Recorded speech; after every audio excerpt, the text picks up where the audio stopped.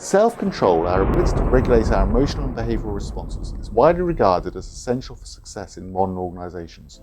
The origins of self-control are thought to be at least partially biologically based, and while self-control can be taught, training employees to control their behaviour in the workplace is not always easy.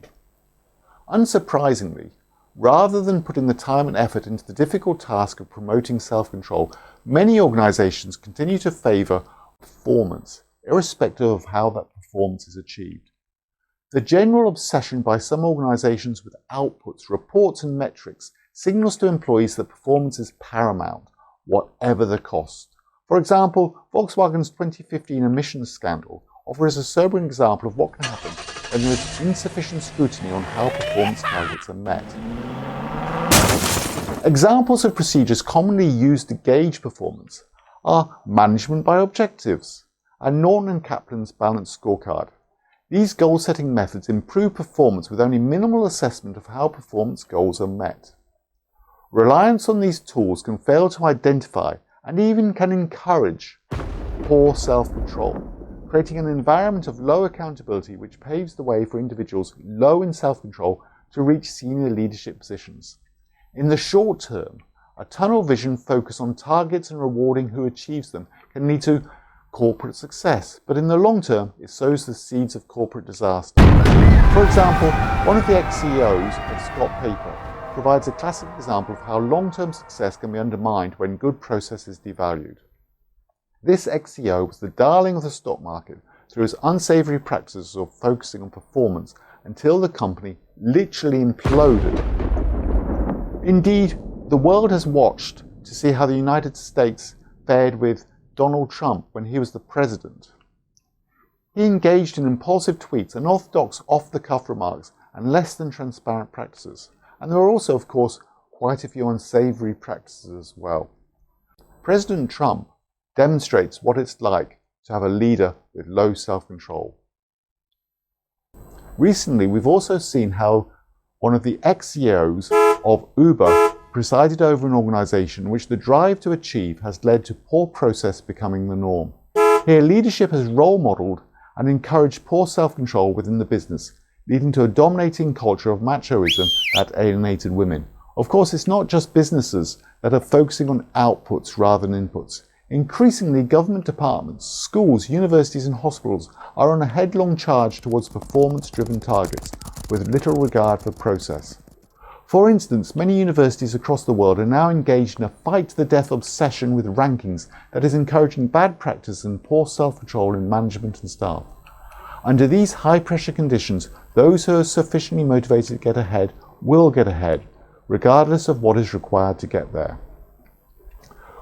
With colleagues, I've conducted recent research in Psychological Bulletin that provides a model through which we can understand how these mental processes operate. And together with other colleagues, I've done research in Leadership Quarterly that highlights how destructive leaders lack self-control, especially when anxious. Now, there's other research as well that shows how poor self-control more generally leads to dysfunctional outcomes. Modern leadership theory has much to say about the dangers of abusive leadership, passive leadership, destructive leadership, and charismatic leadership. It waxes lyrical about the success associated by leaders high in self-control, such as transformation leaders and servant leaders. But it's a little to say on how an organisation can protect itself from infiltration by those low in self-control. There are multiple ways to encourage self-control amongst employees and minimise the effect of self-control failure. For example, literature points to the dangers of metricization of work and the excessive focus on performance. Consider the growth mindset literature, as highlighted by Professor Carol Dweck, that focuses on performance as reducing learning and the development of staff, whereas a focus on effort creates good process and puts an organisation on a far better footing. More generally, organisations can encourage good process by developing a culture of participation amongst staff. In meetings, for example, proper discussion can lead to successful innovation through using participative decision-making tools such as SWOT and 5Ws and idea generation processes such as brainstorming. Here the emphasis is on sharing ownership of problems, developing intrinsic motivation, and preventing the domination of the group by a single glory-driven and reckless leader. In their classic paper, Amerson and colleagues have also come up with a list of ways to run meetings that ensures good process and effective self-control in meetings to ensure good decision making.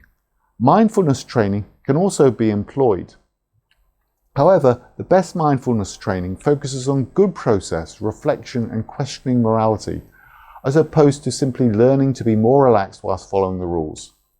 Overall, the effective organisation encourages self-control, good process, proper discussion, and is more driven by growth mindsets than unrealistic performance metrics.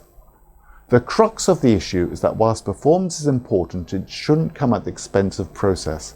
Promoting and encouraging self-control amongst employees is one way to safeguard good process. Thank you.